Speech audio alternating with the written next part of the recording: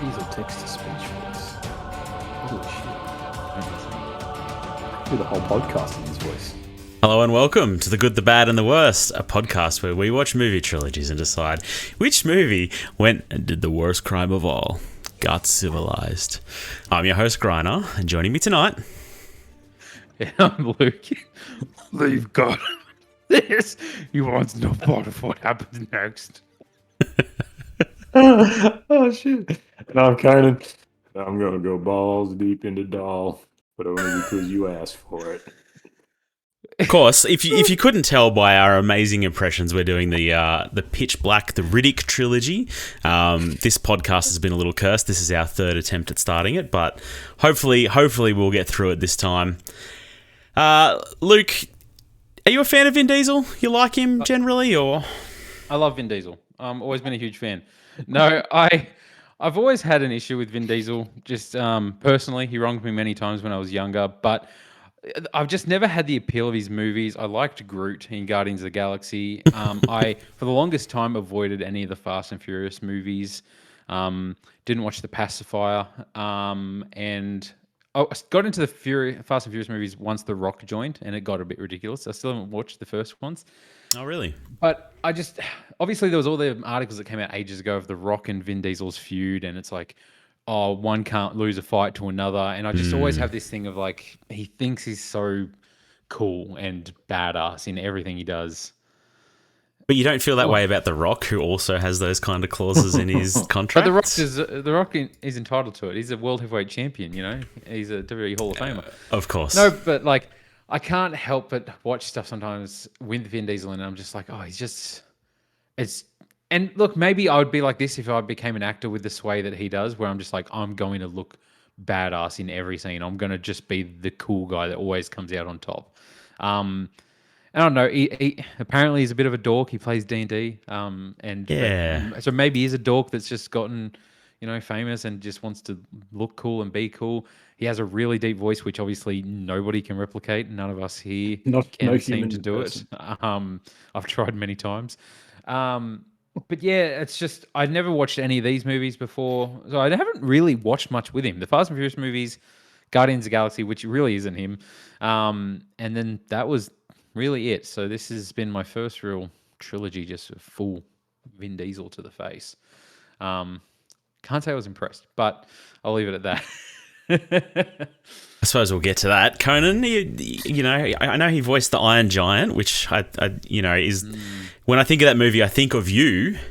What's your yeah? I don't know. You're the person who's recommended it to me, and you're an Iron Giant. That's like a masterpiece. Yeah, he is a blind spot in my film growing career. Like he occupies a weird space that I have no interest in at all. Which is kind of this weird, like this sort of macho but dork edginess. Kind of in the same space as like most wrestlers turned actors, where like it's not quite Arnold Schwarzenegger level of jacked and therefore kind of fun, and hasn't made any film remotely as compelling as it like Schwarzenegger films, and so kind of stuck to this genre of like macho guys for macho guys. Like I'm looking over his filmography now, like he was in Saving Private Ryan. And then he did the voice of the Iron Giant, which I didn't realize till years later. Triple X. Boiler Room, Pitch Black. Triple X are bad movies, yep. Yeah, and this is what I associate him with. In my mind, I associate him with Pitch Black, Fast and Furious, Triple X. Because he did, from 2000, Pitch Black, Fast and Furious 2001, a movie called Knock Around Guys, and then in 2002, Triple X. Yeah.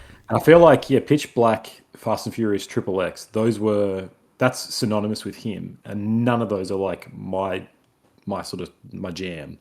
So I just missed them. I never saw any of them. And then I'm looking at, I think I've seen The Pacifier for some reason. And then he made Babylon. He made Babylon AD, which looked like complete shit. And then he just makes fast movies on and on until Guardians of the Galaxy. Like he's had The Last Witch Hunter with 17% on Rotten Tomatoes. Yes, so there's all these movies that I know about, but none of them are anything I'm remotely interested in. Banger after banger. That's all he made. Yeah. It's kind of weird, right, to have a career this long and have this many almost duds, but at the same time have one of the longest running franchises ever. That if he didn't have the voice, would he?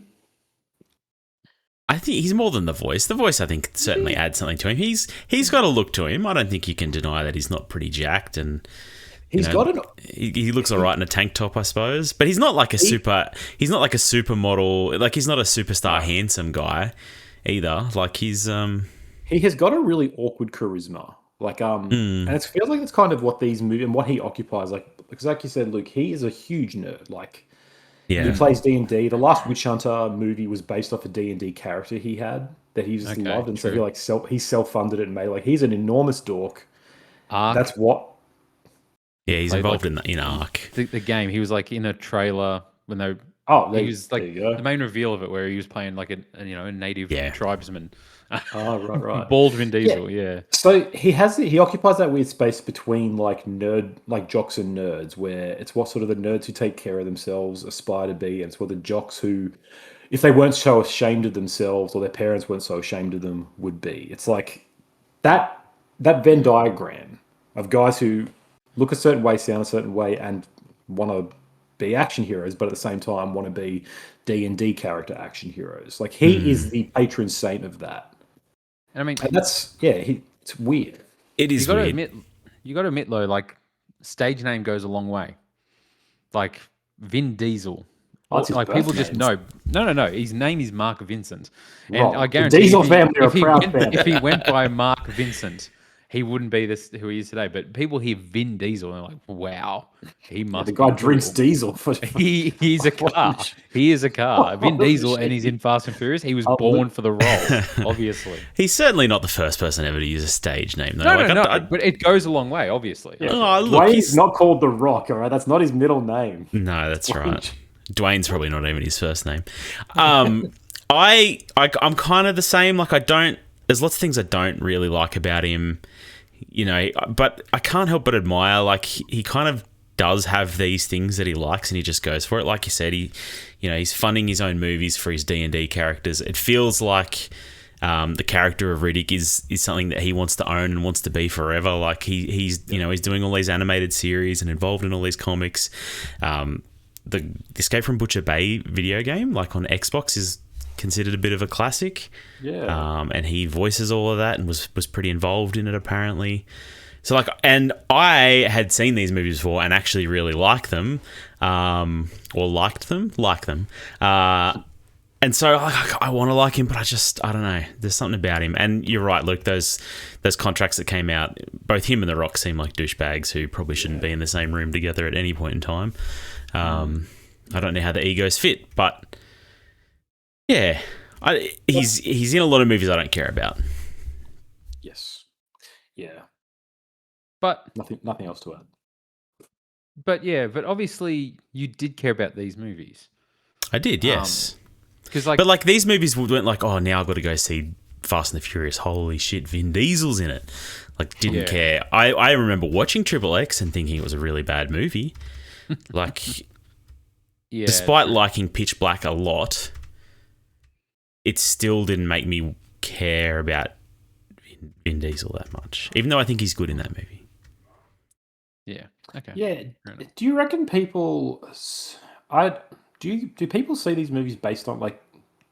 Is he a movie star that draws people in to see films? Does Fast and Furious live and die on him, or?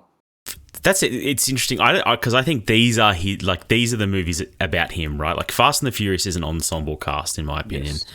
Like, multiple times. Fast movie without him? Yes. Was Tokyo number 2 doesn't have him in it, and he's only a cameo in number 3. Like, he appears right at the end, which he did to get the rights to Riddick. Did he? Is that right? Yes. So he agreed to do that to get the rights for the franchise off Universal. And basically rebooted the franchise, and it went on from there. Like, he was important because number 2 is not as good as number 1. It's a very different movie. But Tokyo Drift is most people's favourite, isn't it? I feel like. And it's really good, and he's not involved. Like, he's literally a cameo in the final scene. Man, we're going to get to those movies one day, and we'll be experts. But from my memory of them... Waiting.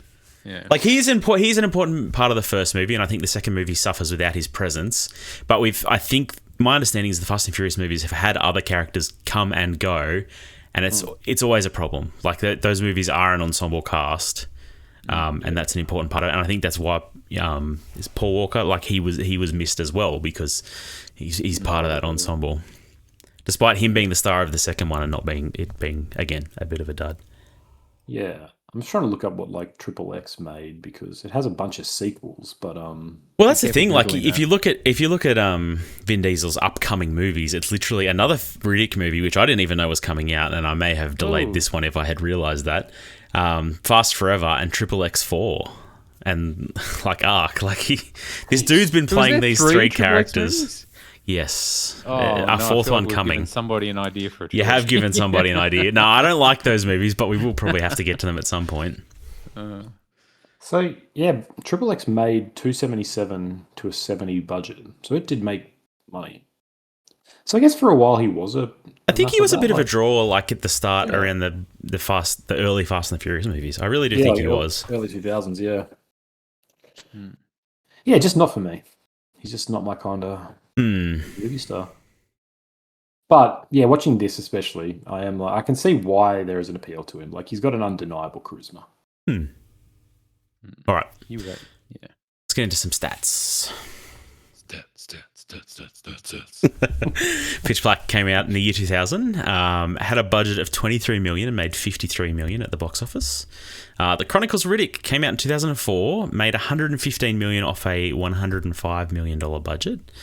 And then Riddick came out in 2013, made $98 million off a $38 million budget. And the critical reception, according to Metacritic, is 49, 38, 49 respectively.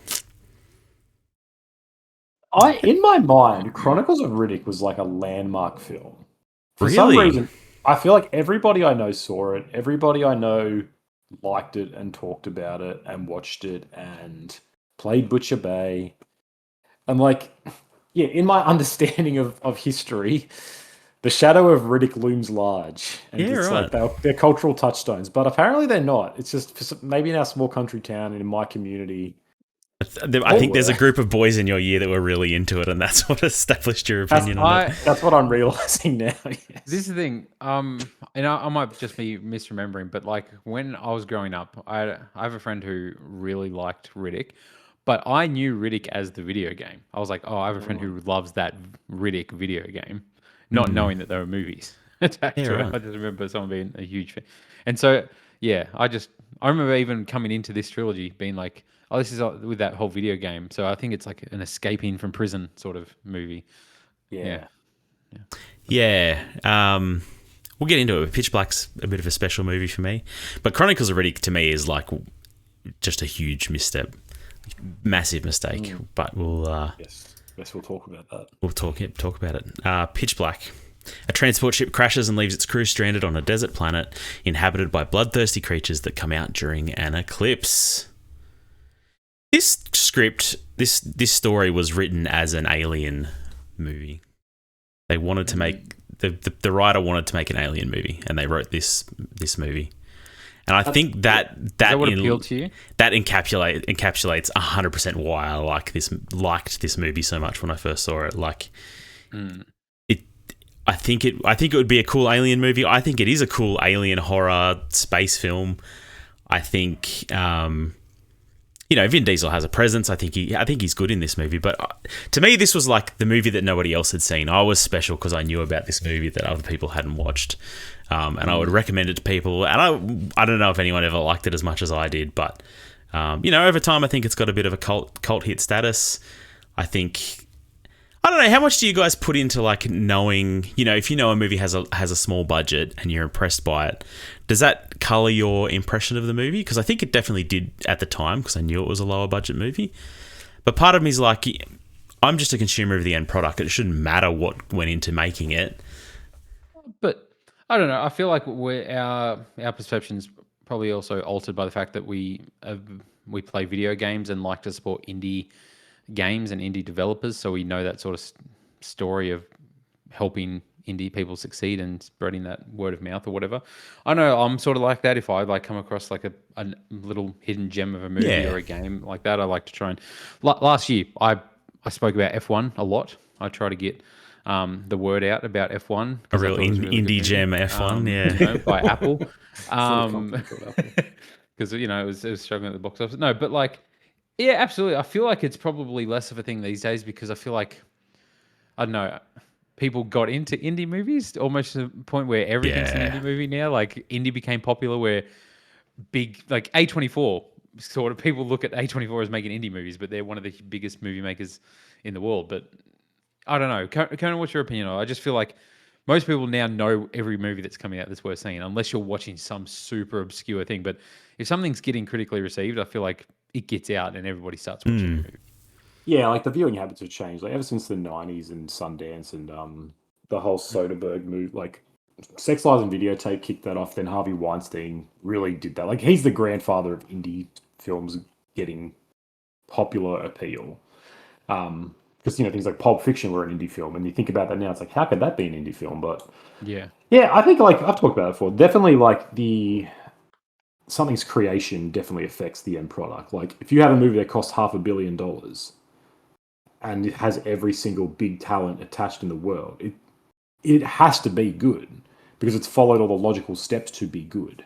And so when you get one of those movies that's really, I don't know, when you get a movie like Super Mario Brothers that has like incredible budgets and this huge animation company and all the creative people behind it being like, everyone's putting their effort into it, there is an expectation. It's like, okay, this should be good because there's no reason for it not Shouldn't to be be. just a phoned in, written by ChatGPT sort of movie. Like legitimately, like think about the steps logically. If you have a great carpenter building a table, the table should, anyway, with good wood and lots of time and effort, it should be a good table. For them to deliver a shit product, there is literally no excuse. There's only say this is more disappointing than your 5-year-old bringing home some piece of shit woodwork they did and being like, "Look, Dad, I put a nail." And you go, "That's fantastic," because you're a very small child. There is two sides of that story, though. It goes the other way also, where an indie movie is a passion project with somebody who's writing it to what their idea is. Whereas something in Mario, it needs to go through so many hands and eyes to be safe by Nintendo's view, by Illumination's view, like corporate agendas, everything's so cleansed and sterilized to the point that there's no passion behind it. Like somebody can't just be like, you know what, I really want this story for Mario. Like you can't have that with them sort of big blockbuster movies. So there is an excuse like that can't work. It's not an excuse. Like it's an explanation. It's not an excuse because again, yes, that's the reason. And movies, I guess, occupy kind of an interesting space in that, where it's a commercial and artistic venture simultaneously. But I think the logic still stands. They're like, well, you get talented people and you get enough of them, it should presumably make a better product. But you are right. The reality is it doesn't. And so, like if you see an indie film that's fine, I definitely am like, wow, that was, when we did Clerks, Bravo. I have a huge reverence for Clerks.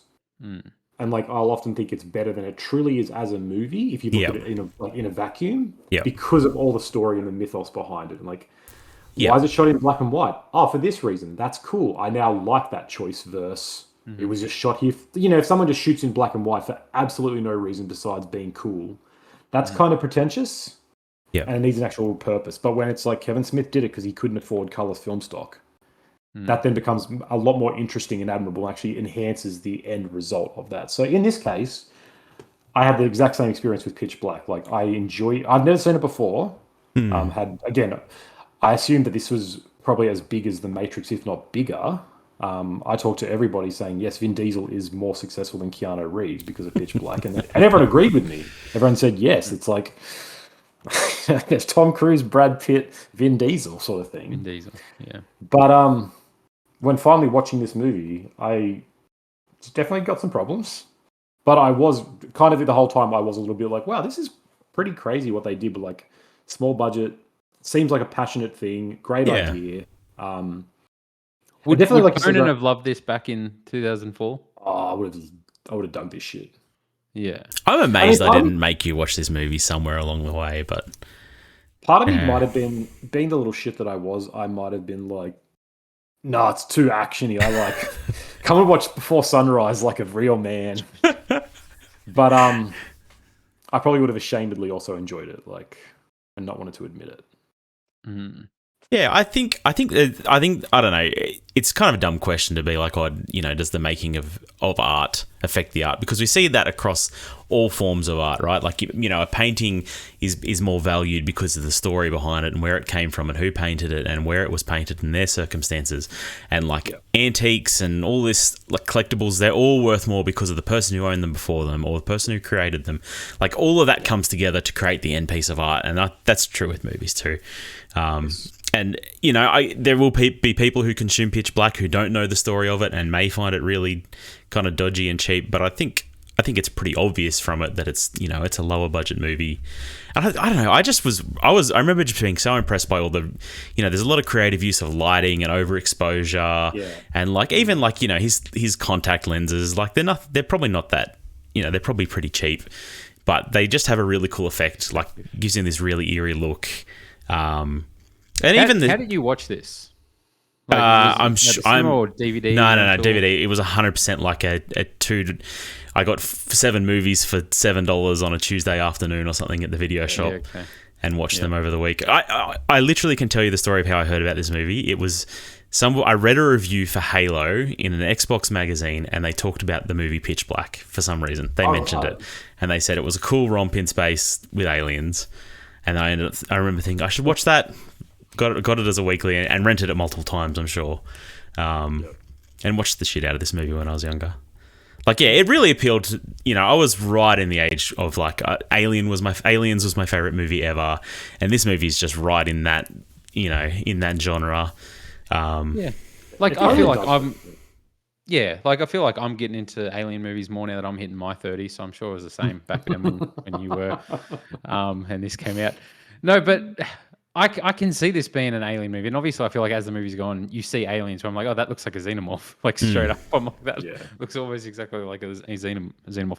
I don't know the story about how this came to be, so when I was watching it, obviously I wasn't thinking of it critically to be like, oh, this was an indie or with a low budget or anything. I was just like, oh, this looks rough, kind of thing. But so it is interesting. Like it makes me sort of admire it more hearing about that. But yeah. Brian, do you know anything about the actual like history and making of this? Because I don't. I didn't really get time to find it. I mean, all I read up on it was like, this, the story was written to be an alien movie. They ended up filming it in Coober Pedy. That's why there's a bunch of Australian actors in it. They filmed it in Coober Pedy? Yeah. Yep. Oh shit. Yeah, and like Vin Diesel get like the first version of the contact lenses got stuck in his eyes, and they had to fly an optometrist out to Coober Pedy. Like, there's all these little stories like that. But my understanding is it was just I don't know. I haven't done that much research on it, except for I know it was a very low budget movie put together. Just because like Vin Diesel and David Twohy, whatever the director's name is, like they go on to have a very long-standing working relationship. They make all 3 of these movies. They're making the 4th. And so even though he's the one credited as the writer and Vin Diesel is never on any of them, it's like it's clearly something they work on together. And I was curious to be like, were these guys like college friends or something? I don't know. But not sure. Yeah, but you're right. It definitely, this feels like a really good successor to like sort of in the Alien vein. Like there's so many scenes that look like it's straight out of an Alien film. The ship feels like that tactile cassette punk alien stuff. Yeah. The subterranean, like Aliens in the Shadows feels like it. All the ragtag mercs, like speaking with the kind of shitty scripting that James Cameron can do and like amazing stuff with, it isn't quite as well done here. But like all the bad one-liners and everyone kind of cracking wise in a really awkward way. You can tell this was meant to be, like, at least inspired by, if not, as you say, directly intended to be one. But it is like it's a pretty good film. Like pretty straightforward premise, but really cool idea. A planet where mostly sun, and then when darkness hits you, everything goes bad. Yeah. And that classic, like the Jack Sparrow of it all, where you've got the good characters and you've got some bad characters in that team, and that's kind of the real dynamic, is like Johns versus Fry. Yeah. But then there's this wild card Riddick the whole time, and you're never quite sure what's going to go on, and at some points he's helping or he's hindering. And I'm a big fan of the whole unstoppable man who everyone says you can't talk. That's Riddick. That's him. That's Richard Bruno Riddick. I read a whole freaking series of books that basically deal with this premise. So I love this shit. Yeah. the thing I really don't like is like it's great premise, great idea. Vin Diesel's characterization of Riddick is so fucking dorky. You reckon? It's so lame. Like, and sometimes he's like the whole opening monologue is kind of cool, where he's like, I've got to get my animal side back. But then he just says some stupid shit, like just some really dumb, goofy things. The scene where he's sitting under the umbrella. Under the umbrella. Yeah. He kills the guy, and he's just sitting there like, I'm just like, what the fuck? It's so stupid. It's so weird. There's certain some strange choices too, where he's like sniffing her hair behind her. Like there's that whole scene where Johns and Fry are talking, and he's directly behind them. How they don't see him in there, who knows? But he's like taking hair and stuff. Super strange. And yeah, the one-liners, like, I don't know, part of me loves them because they are, very inspired by those 80s movies. Vin Diesel's got a great voice. You're right, he's a big dork, but I don't know, I'm still having a good time. No, it's fun, but it's definitely like, again, I guess some people, like I say, it's a cult film. Some people love it. And if this is kind of if this is your wheelhouse, fantastic. I just wish it was cooler. If he was actually cool rather than dorky cool, this would be like 5 out of 5. This movie would be kick ass. But he's so such a geek. But the rest of it's really cool, yeah. Like I really love the lighting most of all. You're right, like the oversaturation and everything. It feels blinding. Yep. And showing his perspective where everything's kind of bluey, purpley, weird. It's just like a simple choice that makes it really stand out from what it could have been. Like if they don't have that, this film is a huge amount worse. Like average at best, I think. Yep. Agreed. Yeah, I like the premise of, the eclipse happening and like, oh, shit's going to go down. Like basically these things come only like the dark and hate the sun, and this planet for the first time in whatever how many years is going to have an eclipse, and this is the night where everything goes crazy. Yeah. That's a cool idea, and I think it's done effectively, sort of thing. But yeah, I don't know. I guess I agree with Conan with Vin Diesel and Riddick's character. Just sometimes I'd be like, well, that's kind of cool, or like, oh, he's this person, but then he does something else where I'm like, I was like, I don't know if they know what they wanted Riddick to be or who this character to be. Yeah. It's definitely a bit of that. Sitting there drinking the drink under the umbrella doesn't feel like the Riddick in the next scene. You know what I mean? Yeah. In one scene, he'll be like, he's talking about how he will like leave you here and kill you if need be. And then in another, he's making some really goofy ass one-liner that's like, you're kind of like a Bugs Bunny character almost. Like, he's just there to cause chaos nearly. Because there's the moment at the end where you think I genuinely think he's going to leave. Like, he's not going to go back for them. And it's only that Fry comes along with a blue bottle of slugs and kind of talks him into it. But it at that point, it feels out of character for him to just leave them behind. It does. It feels like... Yeah. I don't know. It's a strange choice, I think. Yeah. I do wonder how much of this is like... How much of Vin Diesel is in this from the beginning, where he wants to be the ultimate, like, cool guy. And I haven't seen any of his other movies, so I can't really compare if this is what he's like in Fast or whatnot. But like, I wonder how much of this was like the script was actually a lot more serious or a lot more funny. I imagine the script was probably more serious, and Vin Diesel was like, "Nah, I'm funny though. Let me drop some funny quips here." And they're like, "I guess he has to do one-liners all the time, and always has to have the best one-liner, even if it's the worst one." But I guess the thing that is different in the Fast movies to this is he is very much like the paragon of like, I'll do the right thing. Like, I will drive this car so fast that I go back in time to be able to save that person, or like, as opposed to, we'll leave them because I don't care about them. Even though I've just spent an hour forming connections with these people, and you think I'm actually a pretty decent guy. Yeah, I'll leave them now, which was it's an interesting thing. Usually the hero of the movie doesn't do something like that, and it isn't. But he obviously does go back, and then Fry gets killed anyway. Yeah, so, it's got a good. I like that moral complexity, like Fry being kind of compromised from the get-go. She grows. Yeah. She grows. But then she steps up to being captain, and then to have her die as well. I was like, oh shit, this takes some swings. Like, that was really cool. Yeah, for sure. What do you think, Keith David? I don't mind seeing him in a movie here and there. He's pretty good. Yeah, I love it. I thought it was interesting having like the religious presence being Islam Hmm. rather than Christianity. Like in these films, typically you would have like the token Christian who, for whatever reason, is doing their pilgrimage or whatever. I don't know, it felt kind of ahead of its time, being like just like, and it's never no one's ever like, who are you? It's just like it almost feels like they're writing a future where Islam is a lot more prevalent. And it's like this is normal, and that's like that felt really kind of ahead of its time, honestly. I do like the world building they do here, right? Like there's the mentions of New Mecca and talking about escaping from Butcher Bay. Like they set up a lot of things that they actually make good on in other parts of this media. But I think it's set up well here in a way where it only adds to the world, doesn't try and like distract from it. Yeah, I agree. Yeah. It was cool to see Claudia Black in this, which I didn't know this was filmed in Australia, so that makes more sense. She doesn't have a big role in this, but she's mostly a voice actress. Yeah, Shazza. Yeah, Australian, of course. Shazza. But like she's a big voice actress now in a lot of videos. Oh, she's an Uncharted. Yes. Uncharted Chloe in Uncharted. Yeah. And she's in some aspect roles. Yes. Okay. But yeah, so I knew that voice straight away. I was like, oh my God, it's Chloe from Uncharted.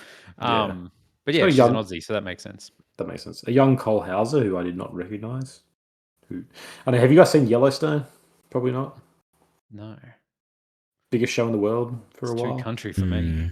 It's very country. Cole Hauser is a big part of that. Like he's had a real return, like not a, he's had a real like boost to his career with that. Who is he in Pitch Black? He's Johns. He's the bad guy. The bad. Oh yeah. Oh yeah. But he just he looks. I did not recognize him at all. Looks completely different now. That I guess he's in his 20s there or something, and in Yellowstone he's in his 40s, 50s. It's anyway.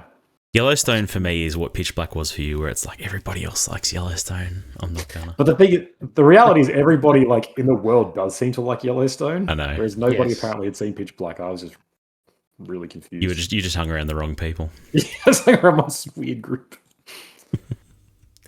All right. Anything else you want to say about Pitch Black? The quote unquote twist of the boy being the girl. Yeah. I've forgotten the name. Jack. Is it Jack? Again, just really sort of cool little addition, little complexities. Like I thought I'd be safer if I said I was a guy. But she's having a period, and so the monsters can smell blood. That's really good. Like this is a really surprisingly smart and tight script, I think. I'm convincing myself to like this movie a lot more now. The more I talk about it. I just wanted to point out when me and Conan discussed this movie on our boys' weekend, he was shitting all over this movie. That's not true. I straight up defended Pitch and then all of a sudden, here he is. It's not a bad movie. Now Griner's talking it up. He's like, yeah, you changed my mind. It's not a bad movie. I know you guys. I can't wait to put this movie. You guys were constantly talking shit about me all weekend and how old I am and all this other stuff. I know. Yeah, he was like, I can't believe we're doing this. He was like, Keenan wouldn't do this. That's right. So, Keenan wouldn't bring movies like this. Yeah, now let him change. Let's not bring our off-air drama on air. But I can tell you, I was shitting on another movie that we'll talk about. Look, this trilogy is not all at this standard for sure, but this is the movie that's special to me. The other two, not so much. Shall we move on to them? Yes. The Chronicles of Riddick came out in 2004. The wanted criminal Richard Bruno Riddick arrives on a planet called Hellion Prime and finds himself up against an invading empire called the Necromongers, an army that plans to convert or kill all humans in the universe. Riddick is not a good enough character to be the chosen one in a movie. This movie sucks, and that is the reason, in my opinion. Yes, this movie. What is Judi Dench doing in this movie? I was about to say, I always thought Cats was the worst movie in Judi Dench's catalogue, but obviously... No, Cats is worse than this. I would watch this. I would watch this twice over Cats. Okay, I haven't seen Cats, so I can't comment. But weird though, so strange she's in it. And I was when she popped up, I was like, oh, this movie might have some legs. I'm like, okay, we got a good cast here. We got my boy Carl Urban, close friend of the show. But like, I was surprised that this movie is really, really bad. There's a lot of there is a cast in this movie, like Carl Urban, Thandie Newton, Alexa Davalos. Like, it's just so many people pop up in this movie. It surprised me a lot. So yeah, like fun fact about Vin Diesel, right? He is like really, really good friends with Michael Caine to the point where Yeah. Michael Caine Really? came out of retirement. Yes, to the point where Michael Caine came out of retirement to actually star in one like a film that Vin Diesel was making. It might be The Last Witch Hunter or something, or Yeah. like the sequel or something that he's making. And so they've known each other for like decades, and Where was like he? super good friends. But I'm wondering now. I'm like, is this how Judi Dench got attached? Like somehow maybe they knew that her and Michael Caine were like. I assume Michael they're Caine was sort of. like, "Trust me, it'll be a great movie. I can't make it, unfortunately, but Judy, can you I'm please step in for me? This I'm movie needs legitimately some wondering, gravitas." yes, if he's just like this young Vin Diesel. He's a good sport. He'll do you right, and it Judy just Dench ends up. comes back. She's like, "You stitched me up royally, Michael." I know. I never spoke to him after that. That was the friendship ended between her and Michael Caine. Yeah. Yeah. Yeah, like this movie is a fucking. In the IMDb trivia, it's like Judi Dench said she never really understood what was going on in the movie, but she enjoyed the experience of making it. And apparently Vin Diesel wanted her so bad that he went to great lengths to get her. He had her dressing room filled with bouquets of flowers. And could not, and advised her they could not begin casting the movie until she agreed to accept the role. So he basically harassed her into it by the sounds of things. That's what it sounds like. Everyone else is going to be out of work if you don't do this. The Hundreds world of will end people unless be you out of come. jobs. Yeah. Unless you float around invisibly. for a few Yeah. minutes. Yeah. Like, there's so much wrong with this. It's the definition of like the bigger is not always better. 100%. Choosing to expand this universe. You guys bitched and moaned about the John Wick franchise and how when they do the coolest shit ever and expand the world, like, that's bad. Just keep it as a simple dog movie. Yeah, same thing. This is John Wick 2. This, no. I think you guys have just watched this movie when you were supposed to watch John Wick, because this is exactly what happens here, where they take all the wrong lessons and are like, cool, tight script with a cool premise. We don't need any of that. We need fantasy, sci-fi nonsense with with just buzzwords. Necromongers. Awful Necromongers names, is a cool awful name. Nah, it's a cool name. shit. It's stupid Straight though, out like D&D, 100%. Yeah, probably. Yeah, and like these movies are. This is like part of this sort of ultra edge. That's a coin term that I just made. Like ultra edge movies that came out around that time. Like you had like Equilibrium is one of them, which I really like. But like kind of in the shadow of the Matrix. But then you had this Aeon Flux, Underworld, Ultraviolet, Resident Evil. Like this kind of. The tight leather, sci-fi, edgy action, martial arts stuff. Yeah. And most of them are really bad. And this is this is right in the smack bang of that, I feel. The Matrix was the biggest movie in the world, a couple years earlier. Yep. Yep. And it's like, we can do that. We can do sci-fi epic, but we can show the epic instead of showing just the cool stuff. And it's awful. Really awful. Yeah. Such a mistake. Go ahead. There's that weird thing where they're like reading his memories while having all these women like in pods just like orgasming around him, and he's just like there and they're just like in like suffocated in pods, and they're just like that's drawing his memory. There's just a lot of weird choices in this movie, and I felt like it was a bit of an acid trip for me. I was like, I don't know what's going on. I feel like I wouldn't pay attention for a minute. I'd be like, I don't know what's going on here now with these people.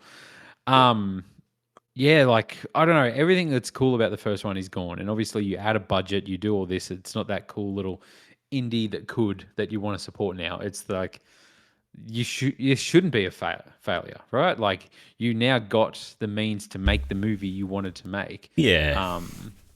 But you obviously chose to take the wrong path. Is this the same director as the first one? 100%. Same Same director, same writer. Same three writers. It's this David Toohey guy. Power into the head. I mean, he wrote the Fugitive back in the 80s, which is a great movie. Dude's got chops, I think, but I don't know. Like, Riddick is not this character. He is not the chosen one. He is not the man of destiny. Like, no. I think this movie. Vin Diesel getting involved more. I wonder. I mean, we'll never know. One? Probably.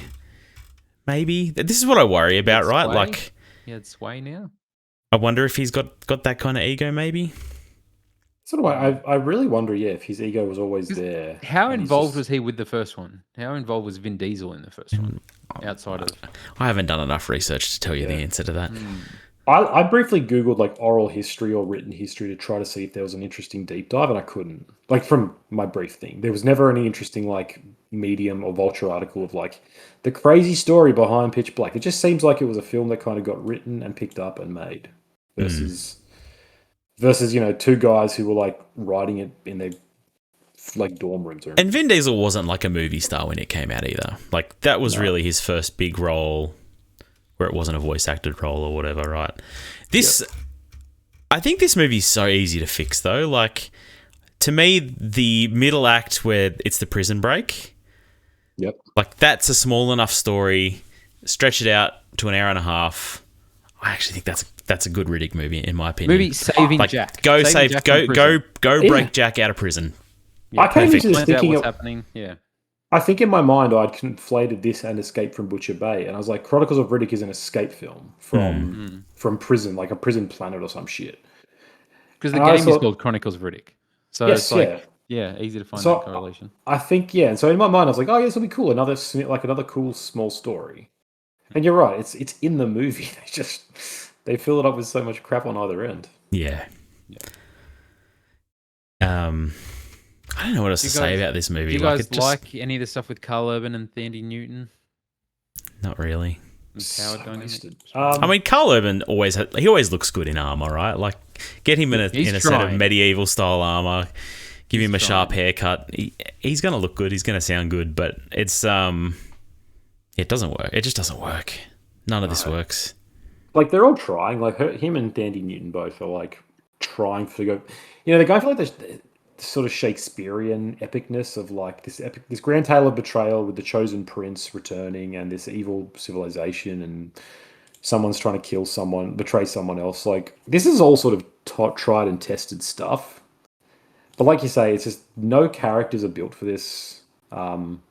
This world has no place for it. Like none of it fits. It's really poorly mismatched.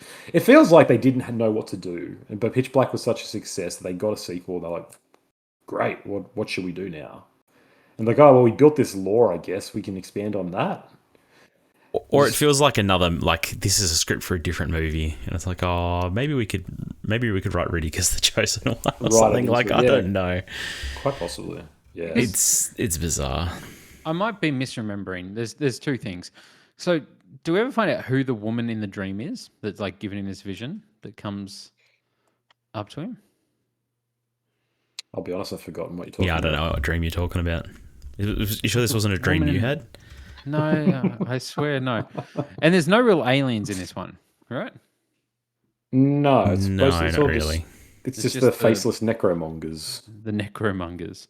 I mean, then the Lord Marshal or whatever has that ethereal ability to teleport around and stuff, but the Doctor Strange thing. But there's no like demon thing or like alien monsters. No. Seen that? Yeah, see, he's trying to be political and he's trying to like expand this thing of like a struggle and like that weird courtroom scene where like it's a bunch of humans and they're like, you've all got to abandon your religion. Everyone's like, we will never do that, and then he steals the dude's soul. Yeah, and then everyone's like, oh shit, and they just all bend the knee. It's like I don't think even in that time in history, like 2004, people were not that committed to their religious beliefs. I can't imagine this group of people just being like, we'll never do that, and then having a soul getting stolen is just the lamest shit. Okay. Like, so is it sci-fi or fantasy? To stick a path and find a path and stick to it. Yeah, like Pitch Black's like squarely sci-fi, right? Like there's nothing, no fantasy there, and then this just does this weird amalgamation. Yeah, none of it works, man.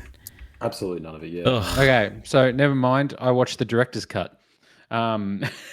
And so he has visions of a woman named Shira. She's a mysterious Furian figure who awakens dormant abilities in Riddick. This is like when did you see the scene where he like explodes and all the people around him blow up?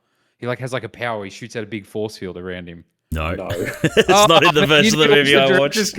You need to watch the director's cut. He's there like it awakens this ability and he's like Dragon Ball Z. He yells and this like blast of energy radiates from him and everyone gets blown away. Yeah, I'm just looking at the IMDb page. There is 27 minutes. It's R-rated. It's 127 minutes. There's a lot of shit. God, it was long. This is why I was like, it's so long. Yeah, the theatrical release is PG-13. I was wondering, it felt so unviolent. So Yeah, a shock of this blast can be seen. Yeah. Yeah, she Wow, guides you got the Riddick to whole accept film. his role as a Furion, teaches him about his tragic past, and manipulates him into taking control of the Necromunda Empire to destroy. Yeah. Yeah. Okay. The whole like, She also appears in Escape from Butcher Bay in the video game. oh, She's yeah. in that game as well, apparently. So The whole like introduction of the Furion race, this idea of like special humans who are Yeah. super tough, like they're the only ones who stood up to the Necromongers and resisted, completely undermines everything about the character. him in being Pitch a Black guy as that well. paid Yeah. a doctor to do something to his eyes Yes. so he Yeah. could see in the dark. That's Yeah. cool. That's just like, oh, he's a messed up dude. Yeah. That's just gonna. But now he's a Like, special race. That's of right. Yeah, it's like Saiyans. the Riddick of that is like he's so desperate and so like has such force of will that he'll do this weird shit and he'll just survive and kill things. Yeah, but in this, it's like, okay, he's the holy race. Of course, he'll do all this stuff. It's completely undoes it. It really undermines him as a character. Yeah. Just bad. And you get like Terrible choices.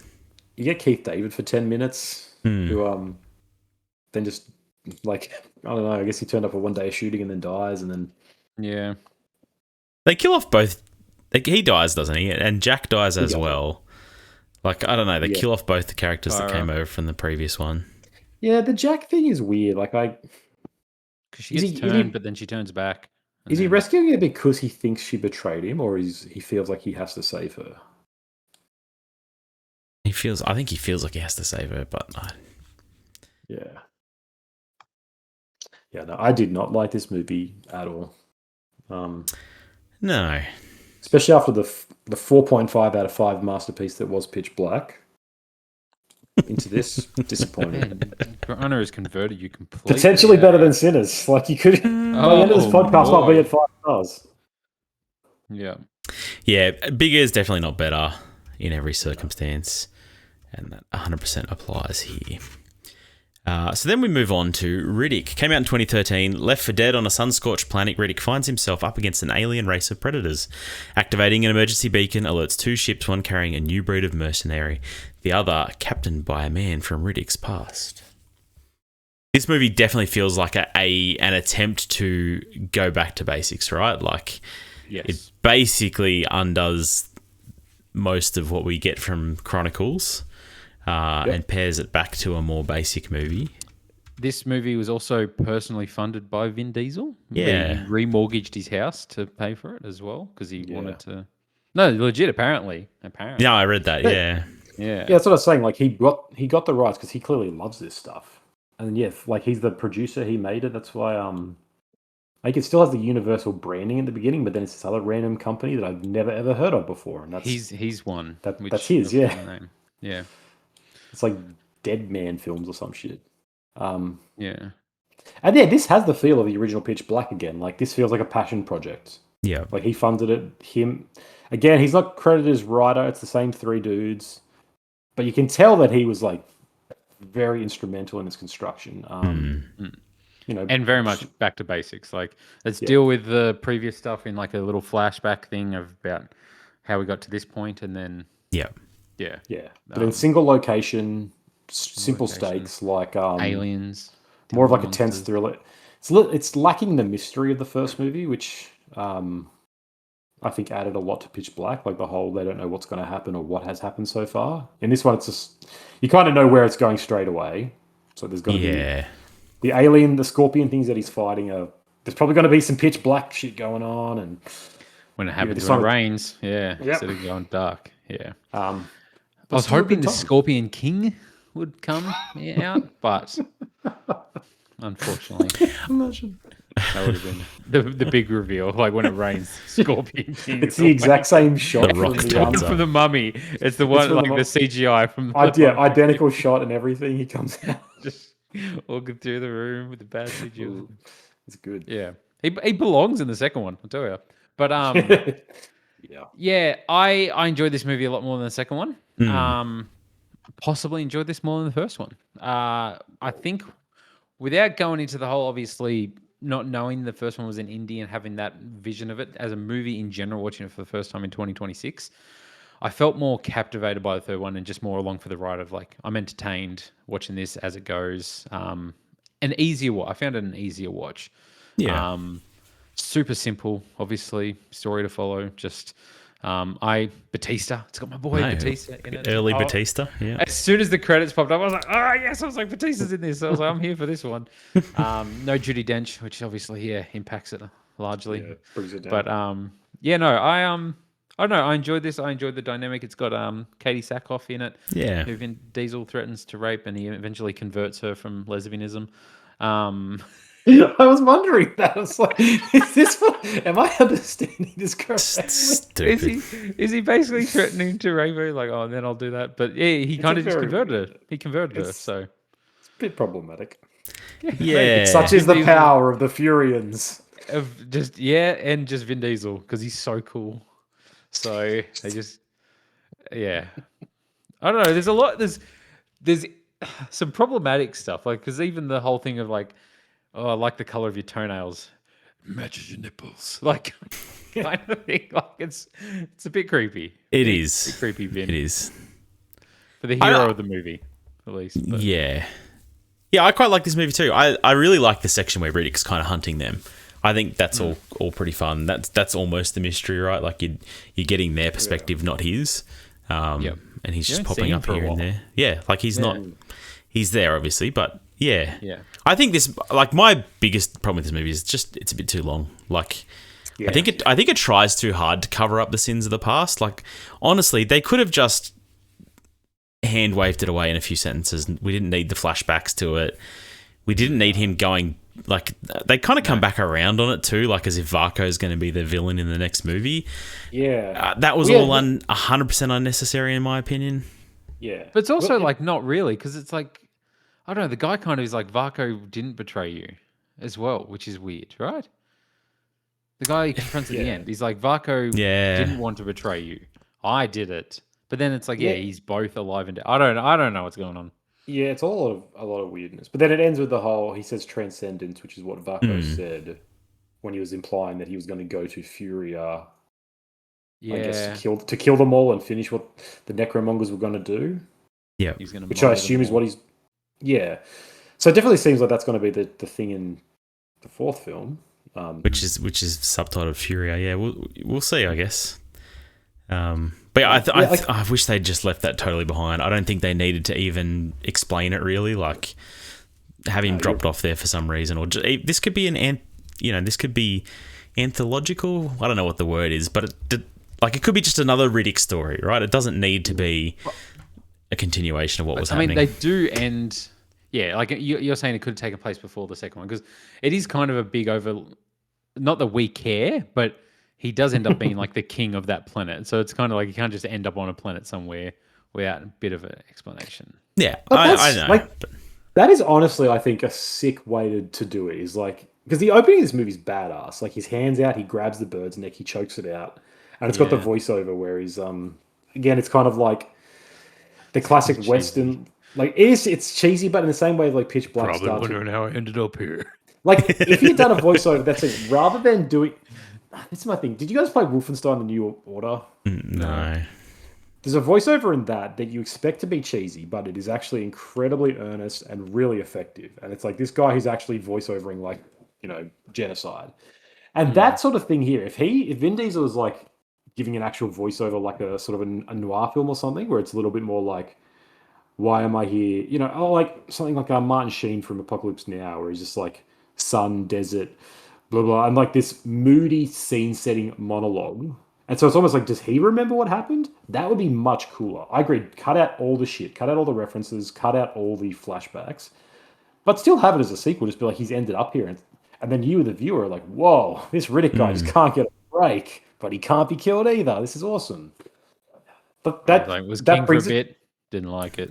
There's bad days, and then there's legendary bad days.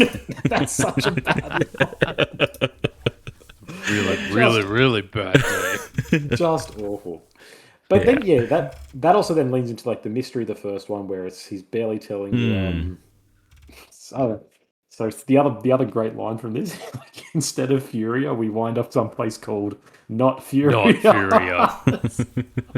It's so bad. There was a part of me later on when the guy was like, "What? Where are we? What planet are we?" I thought the guy was going to be like, "Not Furia." I was like, "Oh, that is the name of this planet." What are the odds? We just got confused. Oh Yeah. man, yeah, I forgot. But about that one. I actually love the whole first sort of stretch of this movie. Him sort of surviving, just like finding water, but it's not water, and then Introducing finding the venom to himself slowly. yeah, like, microdosing to get goods. immune. Yeah. It's gangster. Yeah. Raising a And then- hyena dog. Yeah, You know. yeah. I don't know how Yeah. long he's there for, and how, but whatever. Either those Big. dogs grow really fast or he's there for a lot of years. Yeah. Yeah, but like I think that's really cool. Like I like that's just a guy surviving and sort of Yeah. man versus planet, and Yeah. him going to these incredible lengths to be able to do this. I think it's really cool. And then the middle act I didn't enjoy as much. I thought it's shot pretty badly and confusingly. I think like it's just kind of bland. And my other big thing is the villain Santana is awful. Yeah. Just caricature of a caricature. Should have been Batista. You get that cool don't scene know. in the middle though, where he gets his leg caught in the bear trap, and then he falls over, and his head gets cut off head by the gets bear caught trap. in the other That's one. pretty. That is dope. pretty dope. I think. What do you guys think of the reveal that it's Johns' dad? What Like, about ages? Because he just looks like I he's- know he 40 looks or too 50. young. Yeah. And like I assume a lot of time has passed between now and then. Mm. Yeah, like they should be the same age. I don't know what's going on. He with had that. Johns when he was 7. And If his that name's was your Johns reveal. too, isn't it? Yes. That yeah, I like that. I like there being a character who's looking for something. Yeah, You know, he's hunting him for a reason. That's always fun. Yeah. yeah. I think it belabors it a bit at the end. There's a It does. whole lot of talking about what was wrong with my son. What did you do to him? Yeah. Oh man, we get that moment where he does a bike trick over all the aliens too. Does a Superman Yeah. for some reason, just because Yeah. he's a badass. It's, Cool. it's Riddick. He's like, we got to get a bit of Fast and Furious. I'm surprised there wasn't a reference to Fast and Furious in here. Like, you know, where he says something like, yeah, it's about family. He should have said that to Johns. Yeah. Oh, He's like, yeah. He's like, this is about family, isn't it? I don't Yeah. think that was the meme it is now though. Back in 2013. No, it wasn't. It could have been. A couple of years later. The next one's definitely going to have a Fast and Furious reference in it, for sure. Absolutely. I don't think Vin Diesel You- makes references. You He know doesn't. it's He doesn't get them. doesn't get the references. No. Reflexes are too fast. He would catch Do you it. reckon he'd ever go by Dick Riddick? I was hoping he would. Yeah. Or like, or That if was- the character at least. That was a That was reveal like- on Letterboxd. I think I saw it. It's like his name's revealed to be Richard B. Riddick, which means his name could actually be Dick Big Riddick. Yeah. But, Exactly. Oh no! You wait. That's going to be the opening of the next one. Katie Sackhoff is there, and she's like, "Wow, yep." She's like, Dick Now, Dick Riddick. now I know why they call All you it Dick took. Riddick. Yeah, you plowed the game right out of me. goodness. Oh god. Yeah. But, So Boss Johns, that's Matt Nable. He's an Australian actor. I was really surprised he's in this. I like him. He's in Mr. In Between. He's really good, True. and he's fine in this. Yeah. Yeah. Yeah. He- I thought he was. Yeah, because he used to play rugby league as well. Yeah, he's an NRL player. Yep, and he was a commentator. Yeah, I knew that. When the name popped up at the start, I didn't realize when the name popped up at the start, I was like, that's the same name as the footy commentator. I was like, Little did you know. Little did I know. Yeah. He's also gone toe to toe with Vin, the car Diesel. Vin the big dick Riddick Diesel. Damn. Big Vin energy. Yeah. Yeah. So Grana, you had seen this movie when it came out, I'm assuming? Yeah, a few years after. Like, honestly, Chronicles already You left weren't, such like, a dying bad... to Nah, see it left Be such honest, a you were there bad... opening night. You You're had your in- own goggles you- on, and you were like, Yeah, You were yeah. in your, what is it I put called? my silver contacts in and I was ready to go. The mongering costume. You had your monger costume on. Yeah, and I was so disappointed when they didn't Necromonger. bring the necromongers back. Yeah. No, that Like, that what? movie left such a bad taste in my mouth. I was like, oh, well, the Pitch Black franchise is dead to me. But I have seen this before. Like, I had seen this years ago when it came out on streaming or whatever, and remembered liking it. back then? Yeah, I remember liking okay. it. Yeah. Yeah, definitely. Like, I think they identified the problem with Chronicles of Riddick, or at least they seem to. I don't know. They seem to go back to it a little bit at the end of this movie, which worries me. Yeah. Absolutely. But I'm curious to see what they do next. I'm probably not. I might rock up at the cinema for Furio if it actually comes to a cinema near me. We'll be but doing it for the podcast, right? maybe, Absolutely. maybe. Well, yeah, live watch along, and This is just becoming a our Riddick pod. podcast now. I think it probably has to be, right? There's not really any other option. No, that's right. Are you guys keen to see another Riddick movie, or you? I'm keen to do a frame by frame podcast of this. Like, we will talk about every single scene of every movie in depth to get 1,000 hours of content. No, I'm not really at all, because it seems like they are not going to make the right choice. Be interesting to see, I guess. Like you say, they bookend this with the Fury and bullshit. It's called Furia, which means they're clearly going to talk about fucking Furia. I don't have much faith that it will do good. We already had Furiosa, so Yeah, and it's confusing as well. Yeah, which looks like the third movie. So yeah, I don't know. I know, Yeah, two it's words with shots similar fired. sounds. How will we ever cope? Well, it's just like it's all just plays on Fury. Give it a better name. Call it Ragia or something. It was called Furia before Furiosa came out. Yeah, but George Miller's better than David Twohy. Okay. Fury Road Yeah. is That's a real. Those are real words. yeah, All these other exactly. made up things. Yeah, I enjoyed it. The kill with the blade when he's just been let out of one of his shackles, where he kicks it up and kicks the machete into the then dude's kicks the head. box over for his head to land in it, and they're just like, Yeah, wow, that's right. that was less than 5 seconds. Yeah, sorry. The Kane Sackhoff's like, that was 5 That's what seconds. converts her. It's like, damn, he's a man of his word. What are these feelings? Yeah. Oh. Yeah. Yeah. That's right. The whole scene in the beginning of this, where he's got like four alien concubines with him, and just like spends a lot of time watching them. It's like, Vin, you old stud, you know what you can do, don't you? Because this movie has just got like a lot of like just full on nudity. And I was like, oh, this is just on YouTube, because this movie is on YouTube. Yes, we watched So it on YouTube. I was like, this is interesting, because I didn't think that would be allowed on YouTube. But obviously, nobody cares enough to have seen this movie on one's watched YouTube. No one cares enough to take this movie down as a copyright the strike whole or to movie remove is it on because of the there? nudity. Yeah, it's just a hidden gem on YouTube. I guess it would avoid literally be copyright. Vin Diesel would have to spend his time like contacting YouTube and saying, "Hey, my film that I produced, me, take it." Like, there's no lawyers here. It's just But him it's like doing it. one of the only ways to watch it. So Yes, Vin Diesel is personally responsible for every single piece of everything to do with this movie. All the Content admin flag. work, all the production. So I if we get a flag on this video discussing it, we know Vin's watched this and is coming for us. If So Vin I hope Diesel he contacts one of appreciates- us, I hope he appreciates us calling him Big Dick. Big Dick Vin. They call All right. him Vindictive. Oh, it writes itself. Yeah. Vindictive. Yeah, I'm gonna write that down. Let's rank them. For me, Vindicated. it's Pitch Black first, Riddick, and then Chronicles. Yeah, 1, 3, 2, straight up. Yep. 3, 1, 2. Really? Yeah. I'd have to rewatch the first one. Which you won't. With the knowledge that it's an indie film, but I wasn't feeling it, and I didn't mind the third one. It's the one I enjoyed watching the most. But I got to say, I don't know. You boys should check out the director's cut of the second one, extra half an hour. Absolutely never. I'm You good. need to see him with Super Saiyan powers. He blows up like 20 dudes with a force field. It's so funny that whole plot line was just cut. Like, they're just like, nah, this is not working. Let's get rid of it. He doesn't have superpowers like that. Because I was like, I kept waiting in the third one. I was like, come on, explode. Like, this would help you so much with these lizards right now. Explode again. And he never did. Little did I know that was only the director's cut. So, How did you even find that? oh, who knows? Who knows? Didn't mean to. On the This is high interesting. seas. an interesting bit of trivia here that I think is worth noting after our conversation. So with Riddick, it says Vin Diesel's original vision was to have the Chronicles of Riddick become like J.R.R. Tolkien's Middle Earth.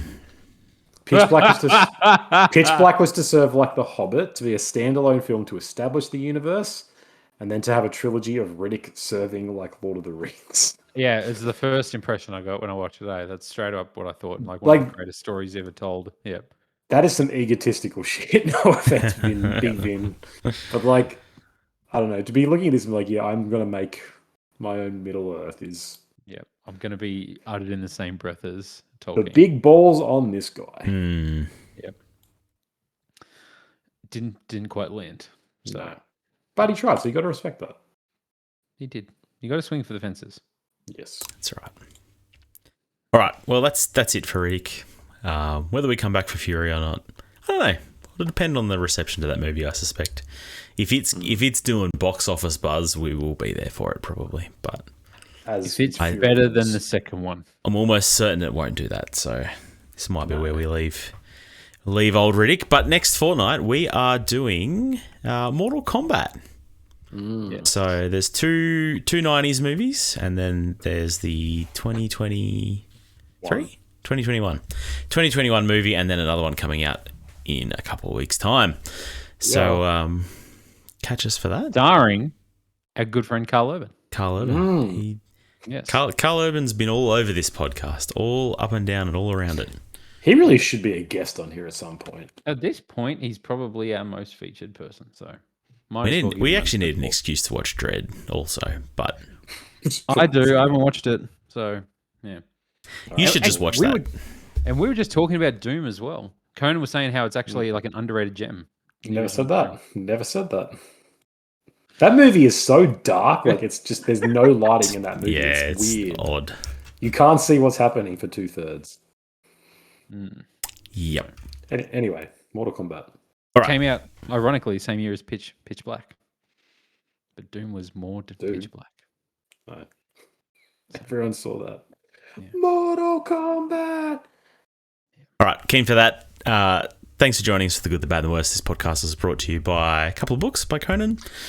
If you like badass convicts sent to desert places they're not supposed to... See, this is what I mean. This movie pervaded my psyche so much that apparently I just wrote books that I didn't realize were based on. You wrote Pitch Black, yeah. It's gnarly. It's kind of insane. But yeah. Yep. Check it out. Get them on Amazon. Taste of Iron, The God Grotesque. They're good. If you like the character of Riddick, you're gonna love those books. So get in there. Wherever you're listening to us right now, leave us a like, leave us a thumbs up, give us 5 stars. It'll help us out greatly, and we'll catch you next time. Comment that Kubrick is a hack. Trust us, it helps. That's going to be our legacy. See ya.